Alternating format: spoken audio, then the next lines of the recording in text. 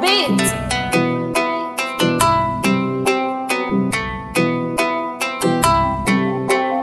Yeah, fazarehetra nandray azy tamy finora de meniero tonga zanak'Andriamanitra manega.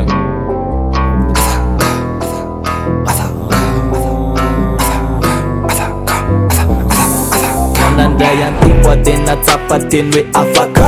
Kofa misy problème de izy mpanjinako izy mpanafaka. Ey, afaka nigga, afaka nigga, afaka nigga, afaka. Manandray antompo tena tsapa teny hoe afaka. Kofa misy problème de izy mpanjinako izy mpanafaka. Ey, afaka nigga, afaka nigga, afaka nigga, afaka nigga.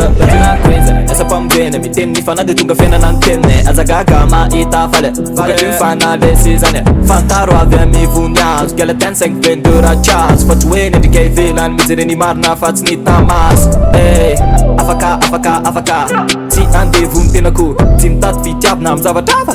Afaka ao ny amikadrako, afaka afaka satria misy pitia na tiktak nina ny tenako. Izy rery no mahay midia nomeny ny aininy raha nina latsa no ay. Tsy misy fetra fa tena fitiavana mandraky izay. Malala imaso ny vidiny lafo za taminy rany. Valeur tokisako de tsisy afa tsy izay vitany. Zaho matoky valeur tsy sosiny raha nalatsany. Fa raha to valeur tenako tsy azo atokisany. Mitovy valeur ny zaza natsangany. Tsisy ambony ambany samby tiany. Koa tena tsapa teny hoe afaka. Kofa misy problème de izy mpanjinako izy mpanafaka. Ey, afaka nigga, afaka nigga, afaka nigga, afaka. Manandray antompo tena tsapa teny hoe afaka. Kofa misy problème de izy mpanjinako izy mpanafaka. Ey, afaka nigga, afaka nigga, afaka nigga, afaka nigga. Talofa mahiratra za tamy fiainako rehetra se tsisy raha manjary. Raha lafo de izy manarina raison tony tsy amelana ianjera. Niko defa vitany fafantamin-drano blekinga mavalide. Vandy maditra sa latsa tatorany tompo amle valide. Raha tapa-kevitra mbola tsy tara raha tonga hibebaka. Ny tombotra amelanao irery zany fa izy mpanafaka.